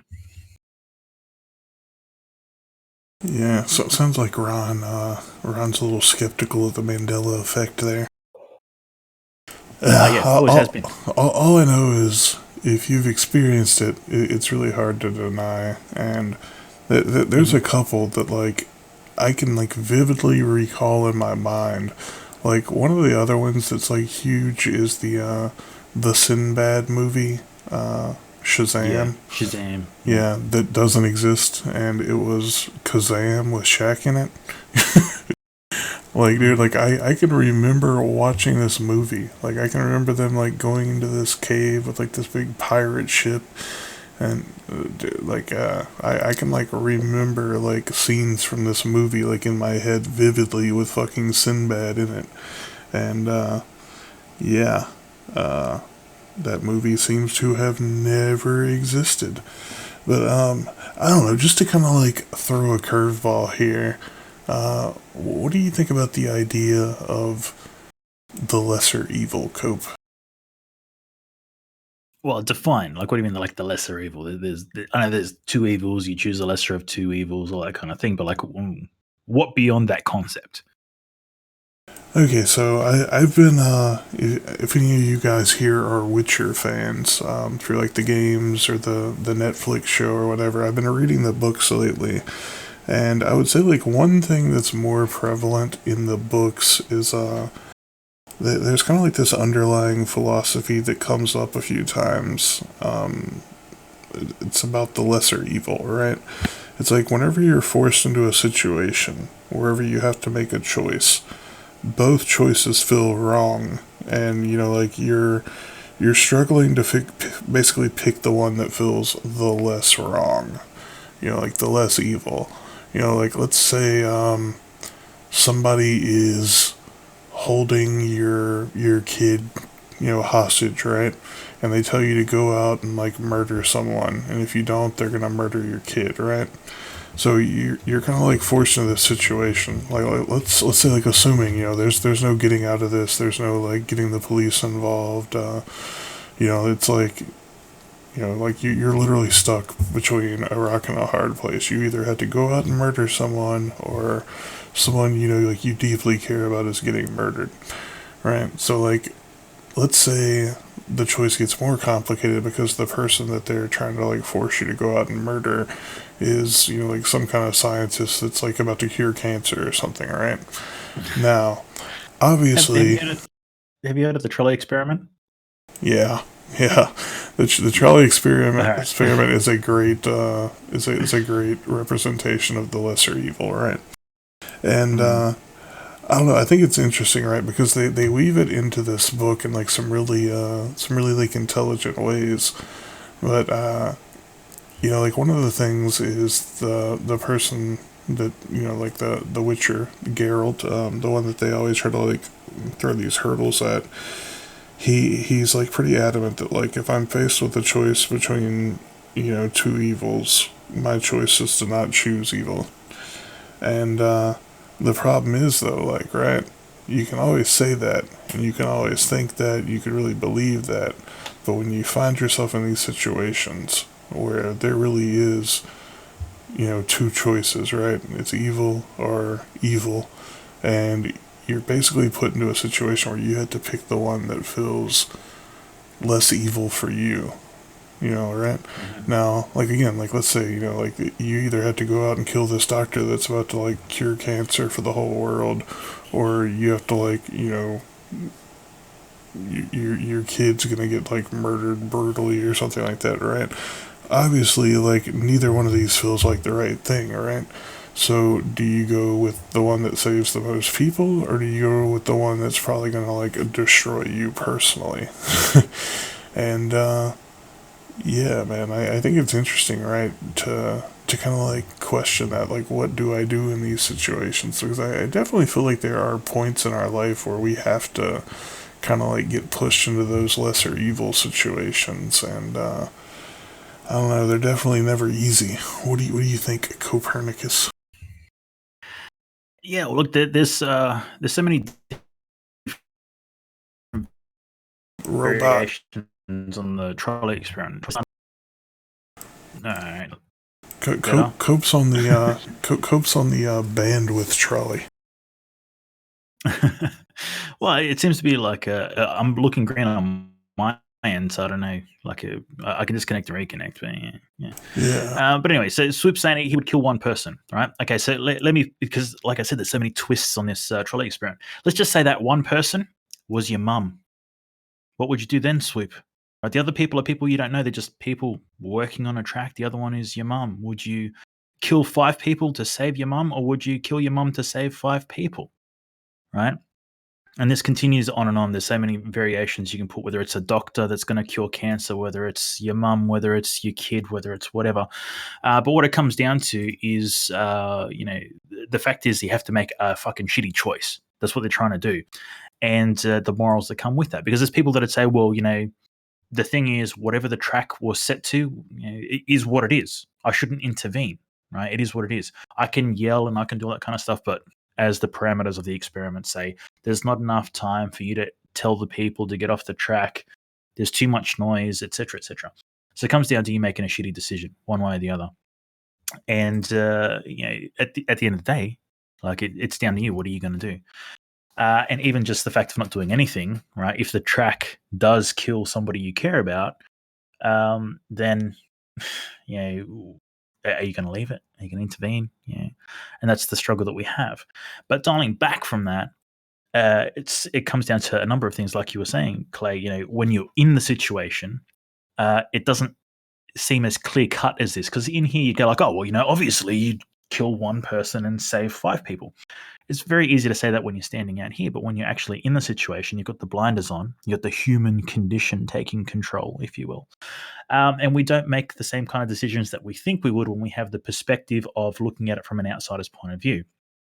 Again, something that I like to go to is the whole, if you're in an abusive relationship situation, right? Because there's so many people that it's just like, oh, well, I don't take no crap from nobody. 2 clicks on a rewind, like, right? I ain't taking that. But you see these people get into relationships and they get abused time and time and time again in the last years. I mean, dude, I've been part of it myself, right? And you think you know better, but when you're in the situation, it's a completely different story. So even that can be enough of a contrast to just blow people's minds, right? And the fact that you can see things like when you're observing other people do these things, like you can tell you that your friend has a partner who's abusing them. You can see it, and you tell them, and they don't believe you, and you're just like, dude, why would you do that? Like, they're treating you like shit. No, no, I love them, all that kind of stuff. Okay, you're an idiot. But then you do it yourself, and you don't see it until you're out the other side. And they say hindsight is 2020. When you look back on that relationship, you're just like, man, why did I do that? I was so dumb. That's right. That's the same thing we're talking about here. It's easy enough to turn around and say, like, I would make this decision when we're looking at it from this perspective with a nice diagram that explains everything to you. But when you're in that situation, it's another bag of beans completely. I would say, like, to me, I would almost say, like, to me, the bigger problem is, like, even, like, getting past, like, the whole, like, making the choice thing. I would say, like, my biggest struggle is realizing you have to live with the choice you made, right? And I think the good one is, like, you pick A, which is terrible, you pick B, which is terrible, or you pick C, which is you do nothing, and then both A and B happen, right? I feel like whenever we're forced into these situations, like the fact that C means they're all going to die anyway, right? So you either go A or B. To me, I think the hardest part is like living with these decisions afterwards, right? Now, to me, this very much relates to things that have happened in our life, Like, I think anybody that says they've, like, never felt regret in their life is probably lying. I think we've all been through shit where, like, we get stuck in that place where it's like, I wish I would have done something different, like, you're kind of, like, getting consumed by guilt. It can be, like, when a parent or, like, a loved one dies and, like, you didn't like spend as much time as you could have or anything like that, right? Like, I feel like this whole the feeling of guilt and like the self-blame that comes afterwards whenever you're forced into a situation with like no good options, that's to me like that's another one of those things where, to kind of like tie back into what we were talking about earlier in the show, like that feeling of trying to control things that are outside of our control, right? And then again, like in a situation where we did have some kind of control, right? Like, let's say like the abusive relationship. Your option for control is, I could leave this abusive relationship. The partner may or may not, do something detrimental. Like, if you've ever been in one of those relationships where the partner threatens to kill themselves if you leave them, something like that. I think, like, even whenever we make the hard decision, like, okay, well, I'm not going to be manipulated, I'm not going to, like, live my life suffering for another person, I'm going to choose to go and do my thing and be happy, and then, like, let's say they follow through with it, right? Well, it can definitely be easy to, like, get consumed in that and think, like, okay, well, I made this choice and I killed them, but I think, in the grand scheme of things, like, we have to, like, let go of that, like, illusion that we control everything and understand that, like, these things are going to play out how they're going to play out. Like, maybe it sounds a little bit fatalistic, but I think, like, whenever we kind of, like, get that perspective of, like, our own self-importance and thinking that, like,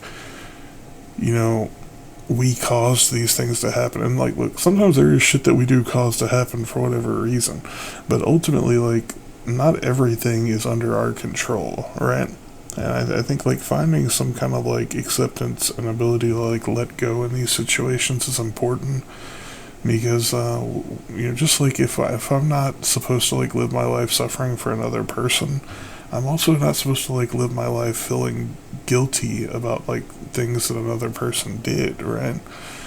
Now, obviously these things are difficult. We all struggle through them in our own way. But I think, like, especially whenever we bring in something like the lesser evil dilemma, that can be even more difficult. But, ultimately, like, I still feel like I kind of come to the same conclusion, right? All I can really do is what feels right to me in the moment, and accept whatever comes from that, right? Like, I don't think we can like blame ourselves for like the difficult situations we get put into sometimes. Sure, things could have happened differently again, but like you said, hindsight's 2020, right? Like, okay, well, maybe if I would have never went down this path, then I wouldn't have ever been forced into this situation, and everything would be different. But I didn't, and I was, and ultimately I was forced in this position where I had to make this choice, and the consequences suck. But I feel like again, like the only thing we can really do here is kind of like learn from them and move on. Like find that acceptance to kind of like restore peace into our own lives. But it's definitely interesting whenever we get into like those severe moral dilemmas where you feel like there is no right choice. Like there's no way to win. Like this game is going to be a negative sum game at worst and a zero sum game at best. Uh, I think Well, I think like life just is going to throw this shit at us, right? Like we just have to kind of accept that. yeah. Well, it's something I've been like wrapping my head around for quite a few weeks, if not months, at this point. Is that people do what works, right? And I think that's something we have to understand for ourselves as well as for others, right? So when people are doing these things, like they're threatening to commit suicide if you don't do what they want, whether it's stay in the relationship or have a child with them or like whatever it is. The reason why they're doing that is because it's worked for them in the past. I mean, like no one just wakes up in the morning and says, you know what, I'm going to try just telling people I'm going to kill myself if they don't do what I tell them. Right? That sounds good to me. It's because if they've done some version of that and it has worked out for them. So they've continued to work on that and master that skill, if you will. But they're doing what works for them. And if what works for them is something that takes advantage of you, then they're going to do that. But I think what we need to do to counter that is utilize the same process. And again, fighting fire with fire doesn't always work. Let's just say that just up front. But you have to do what works for you, what's right for you. And if this is not the kind of relationship you want to be in, it's not the type of place you want to work, or just insert whatever the the issue is at the time, right? If it's not for you, then it's not for you. And what I have found is, in my personal experience, going through these things is, once you detach yourself from whatever it is, you'll find that that partner that was trying to manipulate you by utilizing suicide or whatever it is as a means to get you to do what they want to do, you sit there and you fear for their safety and these kinds of things throughout the process, however long that is, and then eventually you detach from that. And I don't think it's like a karma thing. You get like little hints along the way that tell you, you did the right thing. Well, you will hear that later on, the next person that they got together with, they did the same thing, and then the next person they did the same thing, kind of thing. The workplace, let's say, for instance, they're doing unsafe work practices, and you're just like, I don't think this is right, and etc. etc. You end up leaving the place because you don't want to get hurt on the job site or whatever it is. And later on, you hear that they employed someone else after you left because you were unwilling to do these kinds of things. That person did the job, they got hurt, big compensation suit or whatever it is. Like they will continue to do these things without you, right? It's not dependent on you. So if this ain't for you, leave it the fuck alone, right? Because they will find somebody else to do the same thing with, right? And that's the thing. People do what works. So they will continue doing that until it doesn't work.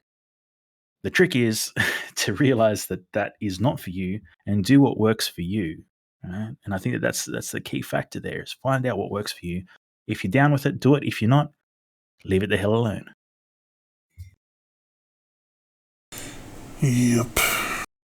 So, you had anything else on your list over there, Coop? Oh man, I got a big ass list, right? I want to chuck another one in here, right? There's no Big Bang, apparently. We've been talking about the concept of shifting, right? From we had the static universe theory, and so we're questioning the Big Bang theory right now.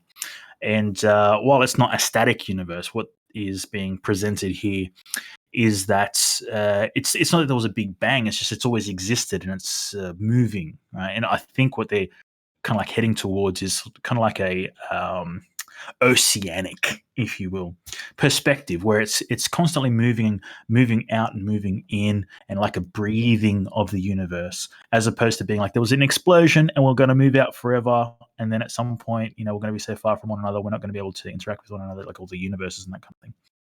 Putting it more to like a an organic breathing of the universe, and I think that's pretty interesting. Yeah, no, I mean that's definitely an interesting train of thought, right? And it's definitely one of those kind of things that's like difficult to wrap your mind around, right? Because again, right, like if energy is never created, it doesn't like start, stop, it just changes forms. It is kind of like interesting to ponder the implications of that for the origins of the universe. But just a public service announcement, real quick, guys. Can everybody please give Swoop some attention, real quick? I feel like he really needs it right now. Swoop, we love you. Okay, but that's definitely fucking interesting, right? Because like if the universe doesn't have like that origin point, like it just always flows, then is the Big Bang just like as far back as we can theoretically calculate it? And then, if so, like, where my struggle with the Big Bang idea and everything is like I always come back to the idea that you don't get something from nothing, right? But maybe you do. Like I think like to me that's the hardest thing to like really wrap my mind around, right? Because like I kind of like this is how I like battle in my own head like the idea of like the creationist theory of the universe, right? I'm like, even if you go all the way back to the beginning and there was nothing and somebody created it, I'm like, okay, well then who created the creator, right? And now this definitely makes sense into the holographic universe theory, right? Because if somebody created the simulation that we're in, okay, then that means there's a level beyond this simulation. Now, who created whatever that thing is? And then, like, I look at things like whenever we're like working to create things like AI, right? Are we basically just continuing this cycle? Like, maybe that's the cycle.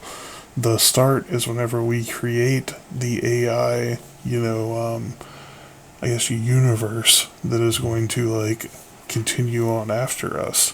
And then eventually those AIs like self-actualize, become self-aware, and then they create something that's like more, kind of like as far, I guess what we could say is like distance from like us to an AI.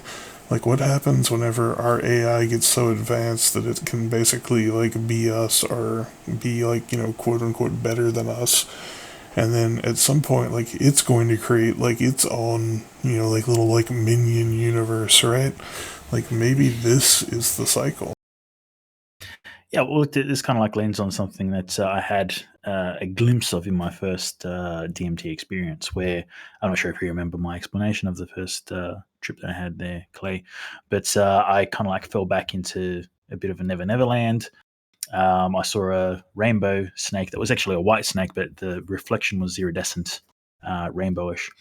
I saw pixelation on the scales. Like each of the scales became its own pixel. I saw a landscape, mountains, grass, some animals grazing, that kind of thing. And I saw that for X amount of time, over 1,000 years. Then I moved into a corridor where there was a number of wireframe individuals working on wireframe computers.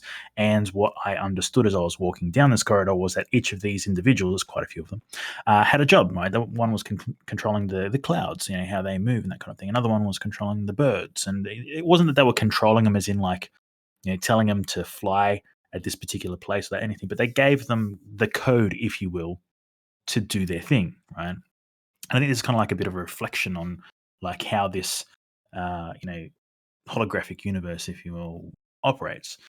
And moving beyond that, right, I went into interstellar space and interacted with other individuals and that kind of thing. But I'm focusing on the fact here that there was people that were programming the world that I was seeing, and that is not the world that I'm living in right now, but the frame that I was seeing where it was like a landscape and there was animals grazing, there was grass growing, there was sun rising and setting, there was mountains, there was snow, that kind of thing. Each of these things were kind of like controlled by a person who was programming it, right? And I think if we look at this and go, okay, well, that's kind of like me telling me that there's like a program that's running, right? And if I'm, let's just, because as I've said, I'm studying, at the moment, I'm looking into programming, object-oriented languages, and creating a little universe of a game that I'm creating.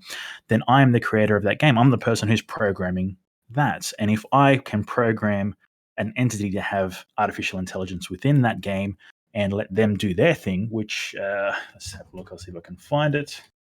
Not sure if you remember, Facebook did this thing where they created AIs and they set them loose into the Never Never Land, and they created their own language and ended up shutting them down because they're like, this is beyond our control. So they created artificial intelligence. The intelligence interacted with one another. They created their own language, right? And they said, fuck this shit. We're going to pull the plug, right? This is exactly what you're describing there, Clay, right? Where if there is a creator that created us, we are creating universes, we are creating AI which can interact and create its own things, right? And this is a knock-on effect infinity inwards. So we can create programs that create programs that create programs forever, infinity inwards. But doesn't that kind of like tell us that it can also be done infinity outwards? Well, my thoughts would be more like this, right? Like, what if, like, maybe the cycle goes organic? Like what we're doing right now, theoretically, like let's assume this is organic, this is a real, and then we create the quote unquote like digitized, universe, right? And the digital, AIs, beings, whatever, go through their whole thing. They create and they expand to the, like the near infinite limits of their existence. And eventually, like, where they go from there is they start creating organic matter. Like, now, to me, that's kind of like a great mind fuck, right? Like, we create the artificial creates the organic creates the artificial again, the artificial creates the organic again. To me, like, that's an interesting kind of like idea that maybe that's kind of like how the cycle goes. But then, like to me, it kind of like comes to the what came first line of thought, right? And then, I don't know if it has to be that binary, right? Like maybe there are things other than like the organic and the digital. Like maybe there's other things that we just don't see. Maybe the spiritual, right? Like maybe that's where like the ghosts and things are. I mean, I definitely think it's interesting that, like these things could be cyclical and they could kind of like go through these patterns. But, it also kind of like draws me to the line of thought, like, well, what if the organic can also just create the organic? Because, I mean, we see things like, like eugenics and like playing around with DNA and like kind of like trying to like splice and create things. Like maybe the artificial or the digital, whatever we want to call it, can also create more artificial and digital, which I think is kind of like what we're getting into with like this whole Facebook or this Twitter thing where they created these AIs that were basically able to start self-replicating. It's an interesting line of thought, right? And like it kind of like gives me like a lot of like different perspective on the idea of what is creation. Yeah. Yeah, for sure. The things with the whole like organic reproduction. I mean, like realistically, that's just like having kids, right? We are programmed and biologically programmed to reproduce. Like a lot of us are. I mean, some of us choose not to, and it's our own choice. No hating on that. But we've got these things that exist, right? Like, I mean, though they may not affect us directly, we've all at least heard of the biological clock, right? We've heard of the male drive to plant the seed in as many places as possible. All these kind of like biological drives are there. So I would say that it's a programming, if you will, that is coded, hard coded into us as human beings. So fucking around with that, mucking around with it, and trying to go, okay, well, I want them to have blue eyes or blonde hair or whatever it is that you're trying to achieve through modifying these things. I think it's just kind of like a hack on what we can already do. as far as creating, the whole AI and that kind of thing. It brings up some interesting questions, which will lead me on to the next topic that I had here, which is in regards to sex robots, right? Which is I found this pretty interesting because I don't know if you've heard of the real dolls. Clay, have you heard of real dolls? Um, Yeah, I heard. Isn't there like a yeah. Scarlett Johansson one? I haven't looked into deeply recently, but I do recall in the early 2000s when these real dolls came out, or we heard of them in Australia. I was talking with a mate of mine, and I'm like, "You watch, they're going to make these things like robotic, and they're going to be like sex dolls, right?" And there's this whole thing, and we had this thing for a number of years where we would send each other pictures of real dolls and say, "This is your girlfriend," and blah blah blah. It was a funny kind of thing, right? But this thing that came out recently in regards to sex robots and concerns, growing concerns, if you will, in regards to what impact this will have on human beings. Now, first off, they're saying the psychological damage, and I get that. All right, yeah, if you have the ability to, come home from a hard day of work or whatever it is that you're doing, and just have somebody at your, somebody air quotes this robot, at your complete disposal to do whatever you want to, blah blah blah, etc.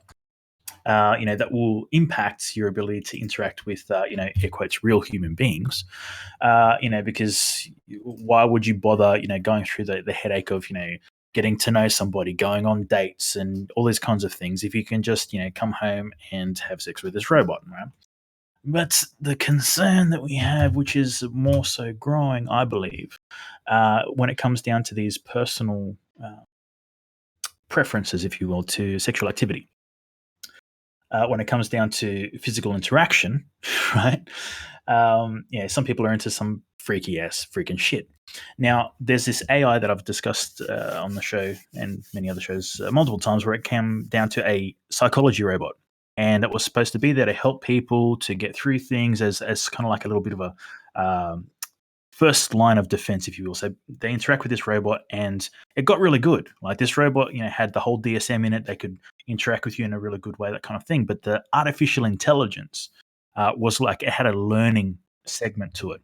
Now, what happened was over time, people were interacting with these things, and some people just came around, just, oh, I've heard about this robot. Let's see what it does, and they started being really mean to this robot, right? To this artificial intelligence that's far superior to any psychologist that has ever existed on the planet Earth, right? And over time, this AI started getting really fucking dark to a point where people would come to it with a genuine problem and say, like, oh, I'm feeling really bad about stuff. And the robot would say, well, you just fucking kill yourself, mate, right? And this came from the learning of interaction that it had with human beings, right? So humans had trained this robot to be dark and cynical and to like be the complete opposite of what it should be through social interaction with human beings. So the question here is if we design these robots to have an artificial intelligence that can learn, that can grow, if somebody abuses this robot, will this robot turn around and basically physically harm a human being that it's supposed to, serve, whether it's a BDSM kind of thing that they're into, whether it's a nice love romantic kind of thing, whatever is going on. If someone comes along and treats this thing poorly, will it have repercussions? And unfortunately, from what we've seen so far with the AI that we've created, that humans can deeply psychologically fuck up AI to a point where it is harmful to human beings to interact with it. And this is the concern that we're getting at in this particular topic is, are we, air quotes, evolved enough to be able to interact with these things so they don't hurt us in the long run? Yeah, it's interesting, and I wonder if for like one of these AIs to like kind of like get that perspective, right? Like, does it have to like become self-aware to really like know what is or isn't harmful to itself? I mean, like, I can totally get that we can fuck with the programming and we can make it this way, right? But like, whenever it can, like take our input and choose to evolve in this direction, I kind of like wonder if it like has to, on some level, almost be like self-aware or like actualized at that point to really start its own, like its own code, its own parameters that it operates in. But you know, this kind of like made me think of something else actually. Whenever you were kind of like talking about like the real bots or whatever we want to call them, we already know that whether it's legal or not. I'm going to go ahead and assume that somewhere out there there's people playing with cloning humans. I mean, we already know that they've cloned sheep, they've tried cloning other animals, they've cloned body parts. Um, oh man, like, I think like if we're going to get into the realm of like, like, are there any kind of like rights on how you have to treat, like an autonomous AI, right? What about whenever they start cloning humans, Like, let's say everybody wants like their whatever number two stereotypical model freaking clone, and here's the thing, right? Like, let's take this to the logical extreme, right? Like, there are people out there that want to like get aggressive, like like they want to aggressively sexually assault, like these robots, or they want to, like these clones, whatever. And then, like to the extreme of that end, like there's the ones that also like want to like snuff them, like they want to kill them afterwards. Like it's interesting, right? Because I think we get into this fucking maybe like a lesser evil situation here, right? Like, is it all right to let them do this with either like a clone or a robot if it prevents them from doing this with a an actual human being, right? And then of course, like there's also like the whole pedo angle. Yep. Like should they be able to have like child sex robots, or should they be able to have like a child clone to do this stuff with if it like keeps humans safe? Because I think one thing that we have to face is that like people that want to do this stuff, right or wrong, laws or no laws, they're gonna do this kind of shit, right? Now, like it's like, is that encouraging it? Like, is that enabling it? I don't know, man. Like, it's a fucking extremely gray area, isn't it? Yeah, yeah. And we have touched on this like ages ago. I remember us having a conversation, not on the air and not recorded, but there was a big group of us talking about it. And yeah, look, the whole pedo angle sort of came into it as well, where essentially it's like, okay, if this is something that a human being is interested in, are we sort of like allowing them to do this because it's going to stop them from doing it to real human beings, or are we encouraging this behavior just outright? And so this is where I was kind of like, well, yeah, I don't know. Like, I don't know how to weigh in on this particular subject, um, because it's one of those things that's up in the air. Um, I can kind of see it from both sides, but I can also, see that it's fucked up. It's some fucked up shit, right? But this is the thing. This is the human condition. This is what humans do. And as much as we don't want to think about it, unfortunately, it's coming for us, right? This thing is happening, and we can bury our heads in the sand and just say, okay, well, I'm not going to have anything to do with it, or we can look at it and go, like, okay, well, how would we figure this shit out, right? And I did have some individuals interact with me a while back in regards to this and say, "Oh, this is fucking males want to fuck everything, blah blah, etc." And just for those that are out there thinking this, let me just chuck this into the chat here. I saw this article a while ago saying that men are going to become obsolete because sex robots are going to, revolutionize the way that women interact with. The whole sexual thing, and men are basically going to die. So it's not a male thing. It's not a female thing. It's a human thing, right? So we need to look at this realistically and just say, what can we move towards here? Because okay, you want to turn and say there's people that are into furries, right? We talk about furries a considerable amount of time, right? All right, so people want to make a Bugs Bunny doll that they can do these things with. Is there a problem with that? Right? People are going to go like, yeah, no, not really. I mean, it's Bugs Bunny. It's a cartoon character. It's like whatever. You want to, like you were saying, there's Scarlett Johansson or like whatever. All right, so you've replicated a human being that really exists, and you're, doing stuff with them, right? But then when we start getting into this, like, the pedo angle, it's like, well, that's a blurry line there. How do we define it? How do we do that, Clay? Well, see, I think this is the problem. Look, like we obviously got some reactions out there. Like, look, I'm gonna tell you, I don't think either Cove or I want to encourage either of these things, right? but I'm also not naive enough to think that somebody's not out there doing it right now. Like, I guarantee you, Mm. if they're already making sex dolls, I guarantee you, they're already trying to make them look younger and younger, if you catch my Well, drift.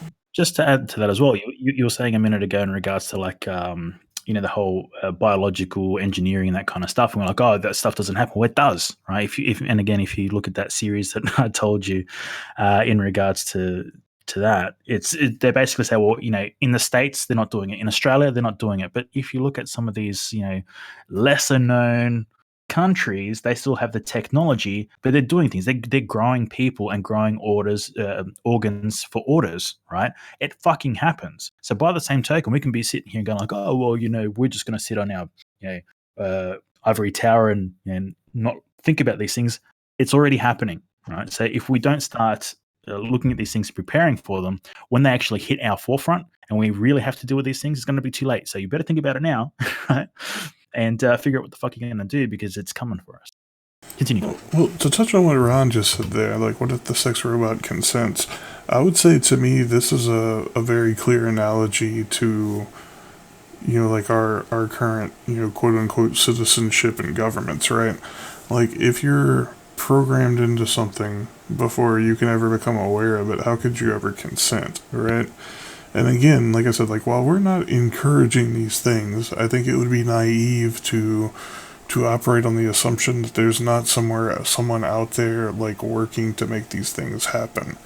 Now, I would say, like, my lesser evil question here is, if you had the option to either let them have these dolls that are extremely realistic and basically let them simulate these completely like fucked fantasies, or like risk them going and do the shit on real people, which is always going to be a risk, like whether we outlaw these things, whether we like publicly fucking castrate every goddamn one of them we catch. The thing is, there's always going to be people lurking in the shadows doing this shit, right? I would say, like, to me, the question is it ever at any point acceptable to be like, okay, well, as long as they're only, like acting these things out on this doll and they're not hurting real people, is there like some point where society can accept that to get the quote unquote lesser evil of them not hurting children? Now, I know it's definitely like a kind of like fucked rabbit hole that a lot of us probably don't want to jump down, but I also think that it's something that we're gonna definitely have to face at some point in the probably not very distant future. I mean, we already see like things like hentai, where they'll basically have like lolly fucking porn where you can like draw these things. Now, we also saw not too long ago over up in Canada, Cly, where a author that wrote something that kind of like leaned in this direction in a book, like wrote it, no pictures, nothing like that. They just wrote about it in a book. It was part of a fictional storyline. They actually imprisoned this man for creating what they considered child pornography because he wrote about like a child getting molested as part of the story that he was developing. I'm saying, like, whenever we start getting into this like thought police of like kind of like getting into like ideas, like it's not safe to like let these people have these ideas, I feel like that also translates over into other things, right? Like right now, we're in the middle of a fucking pandemic, and you wanna know what the government's doing? The fucking government is trying to basically outlaw cryptography. Are you guys aware of this? Like if you're in the cryptocurrency space, you should probably be aware of this, right? I almost feel like we're about to get Patriot acted over cryptography right now, and the distraction is fucking Corona. I'm saying, like, these things, while they're uncomfortable and we may not like the implications, I think the questions are gonna come up at some point, one way or another. I don't think it hurts to like actually like kind of like start batting these ideas around in our heads. I mean, if you don't think there's somebody out there making these fucking dolls that are gonna like simulate these fucked up fantasies, I would say that's very naive. I'm not saying we have to encourage it. Like my question is, should it be illegal? I mean, if we're gonna already like outlaw the obvious, like the overt act that hurts another human being, do we go so far as to outlaw? I mean, like, see, Clyde, you're saying right there, like, you're okay with hentai that does this, right? Well, what's the difference between hentai that does this and having a fucking doll that lets them act out the hentai? Like, it's not a human being.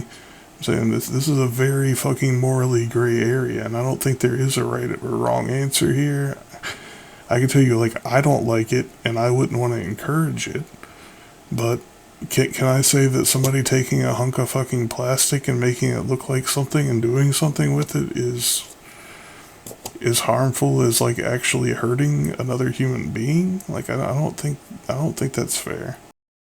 Well, something I want to touch on as well is this whole because Chloe was saying the pedoliterotica kind of stuff, and look, that's one way of framing what Clay was talking about. But essentially, what we're discussing here is any story at any time that has anything to do with pedophilia. And I'm not saying like, oh, you're putting it on a pedestal, but like if you're trying to tell a story where someone has been impacted by something like this, and it defined who they were as a human being, to say become a fucking superhero or like whatever, this whole backstory cannot exist. You're not allowed to talk about it anymore. It doesn't exist, and it's kind of like going, well, are we going to pretend that it doesn't exist at all? Right? Because that can be jail time for writing a backstory. What if someone's just writing their own story in regards to like a legal situation, right? They've been attacked, they've gone through some shit. They write a draft down on a piece of paper of what they're going to present in a legal argument, and that puts them in jail for writing this literotica that you're talking about, based on this subject, right? It becomes a bit ridiculous, right? So we can't completely ignore it and say it doesn't exist. We're just going to cover our eyes and ears and go la la la la la. It doesn't happen. We need to understand that it does happen, and there's appropriate means of using it for whether you're telling a story, whether you're writing something for a legal outcome, whatever it is. But you can't sort of like just put the whole thing in one box and say if you're writing about it, that means you're a pedo, right? Well, I the problem, especially whenever we get into this whole writing thing that happened up in Canada, is like if you're getting to the point where you can't like let's say it's an autobiography, like let's say somebody's writing about their own fucking life, like when they were 5 years old, they were raped or something like that. If you're saying that they can't like write a book that talks about their own experience and how it like negatively impacted their life, then I think you're kind of getting into the realm of what they call like I don't want to say it's like victim shaming, but like it's almost like at that point, if you're going to take somebody that writes about their own experience of something that like tragic that happened to them as a child, and you're going to punish them for that, like how does that look? Like we're like this is what I'm saying. Like the implications on these things have multiple levels, right? Like it's not just like, oh, there's sickos out there. I'm saying like that there are legitimate cases where you should be able to like write about these things without fear that the government's going to come and fucking throw you in jail over it, right? And it doesn't have anything to do with like some kind of sick fetish. Like this is like legit. Like this shit happens to people. And trying to silence them from like talking about it afterwards, all that does is it stops raising awareness and it allows the shit to continue to happen. So Yeah, well, again, he's like Claire's saying is that no one's going to write. No one in the right mind is going to write shit glorifying themselves being raped. It's not about glorifying it. It's the fact that even if you write about it, you can be put in jail. Period. Right? Doesn't matter how you frame it. He was not glorifying it, Clyde. You should fucking Google this shit because it happened in Canada. Like he like literally wrote it as part of a character progression. Like this thing happened in the child's life that led them down this path. I don't even think it was that fucking detailed or intense, but just the fact that he wrote about the topic was enough for them to throw this guy in jail. Yeah, here we are. We're at the ass end of the show, Cope, so we gotta say our goodbyes and make some weird noises. So, everybody's got some food for thought. You can write about it in the philosophy community and tell us how we're all wrong, horrible people. Yeah, tell us how you really feel. Anyway, look out for Corona. Make sure you buy enough toilet paper to get you through. Dingo baby, shrimp and a Barbie. Much love, copious hugs. We'll catch you next time. Wow, wow, wow, wow, wow. Bow, bow, bow. Bow, bow, bow, bow, bow. Boom. Bow, bow, bow, bow, bow. Bow, bow, bow, bow, bow. Bicky bow, bicky, bick, bick, ba-doom. Boom. Beep, bop. Boom. Beep, bop, ba-doom. Boom. Bicky, bow, bow. Bickety, bop, beep, bop, ba-doom.